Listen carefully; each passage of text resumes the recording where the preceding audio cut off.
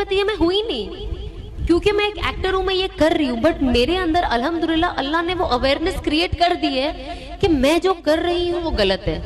And I think ये उन चीजों की शुरुआत थी कि सबसे पहले कहते हैं ना, आप अगर कोई चीज से तौबा करना चाहते हैं तो सबसे पहले कि आप वो गुनाह गुनाह समझे। अगर आप गुनाह को गुनाह ही नहीं समझ रहे तो आप तौबा किस लिए कर रहे हो? तो सबसे पहले मैंने ये चीज सीखा कि आप ये एक्सेप्ट करें कि ये गलत है, और अगर दुनिया के तमाम लोग भी मिलके गलत को सही कहेंगे तो वो सही नहीं होगा। कुछ साल पहले ये मेरा कॉन्फिडेंस पता है कहाँ से टूटा? I don't know if youngsters can relate to me. जब जो मैं काम करती थी तो मेरे एक मुस्लिम फ्रेंड थे और ऑफ कोर्स नॉन मुस्लिम, सभी मिक्स फ्रेंड ग्रुप होता है। तो मैंने कहा मैं इनको तो डिस्कस नहीं कर पाऊंगी, तो मैंने मेरे एक मुस्लिम जो दोस्त है, मेरा भाई जैसा है वो, तो मैंने उनको बोला कि यार जो भी है, जो मैं कर रही हूँ ना, भले सक्सेस नाम हो रहा है जो भी, पर मैंने कहा यार ये ना, ये हराम की कमाई है, मुझे नहीं पता कि मैं इससे बाहर कैसे हूँ, मेरी हराम की कमाई को मैं हलाल कैसे करूँ।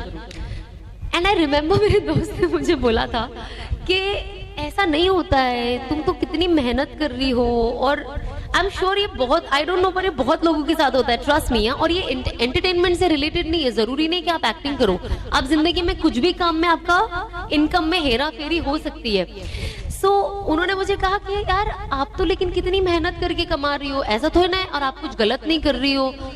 मैं समझ गई, मैंने कहा मुझसे बात नहीं करनी है मुझे, क्योंकि ये मुझे और हराम 10 टाइम्स इंटू 10 टाइम्स हो जाएगा मेरा।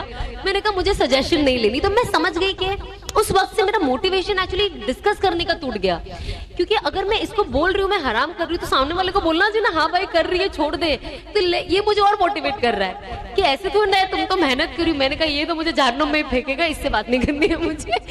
तो मैंने अपने आप से फिर मैंने ना, because I had nobody, I started watching videos. मैं बड़े बड़े ओलमा के वीडियोज देखने लग गई, तारिक जमील साहब के वीडियोज मैं बहुत देखती थी, बहुत सुनती थी उनको। मैंने कहा मैं अब पर्सनली पढ़ना और सीखना शुरू करूंगी।